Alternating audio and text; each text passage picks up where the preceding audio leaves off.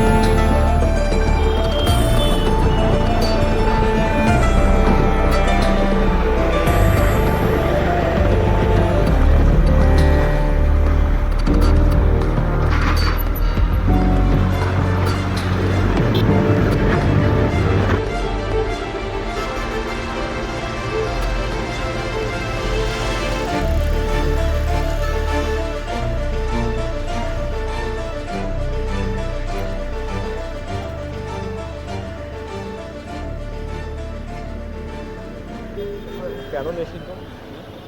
যেহেতু এখন সংবাদ সম্প্রচার তো হচ্ছে না, তারপর কেন নিষিদ্ধ এটা? যেহেতু এখন মনে হয় ইয়ার জন্য প্রস্তুত করা হচ্ছে জাদুঘর। ভিডিও করছেন? হ্যাঁ, আমি কন্টেন্ট ক্রিয়েট করছি। কেন নিষিদ্ধ সেটা তো আর আমরা বলতে পারবো না, কর্তৃপক্ষ ভালো জানে।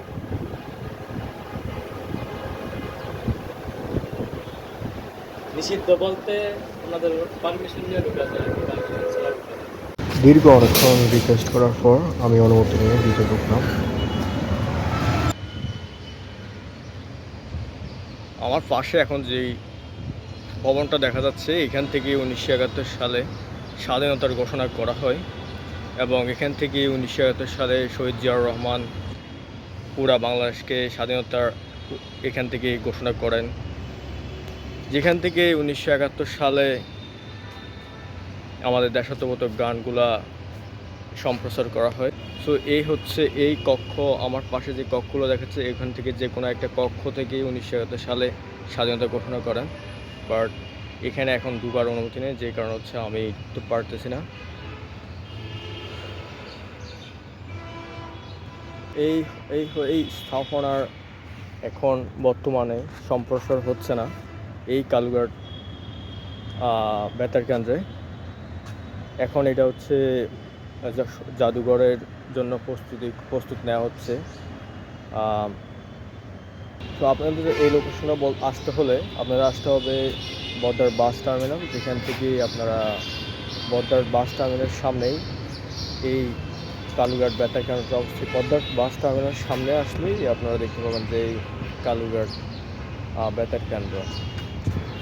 যদিও এখন এখানে সংবাদ সম্প্রচার হচ্ছে না, এখন এটা হচ্ছে জাদুঘরের জন্য প্রস্তুত করা হচ্ছে।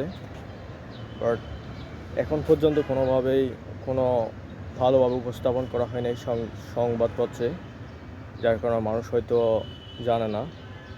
অ্যান্ড এখান থেকে 1971 সালে অনেকগুলা গান প্রচার করা হয়, যেখান থেকে জনপ্রিয় গানগুলো হচ্ছে জয় বাংলা, বাংলার জয়, তারপরে আরও কিছু গান এখান থেকে প্রচার করা হয়। সো এখানে আসতে হলে আপনাদের আসতে হবে বদ্দার বাস টার্মিনালের সামনে। এখানে এই লোকেশনটা দেখা যায়, এই স্থাপনটা দেখতে পারবেন।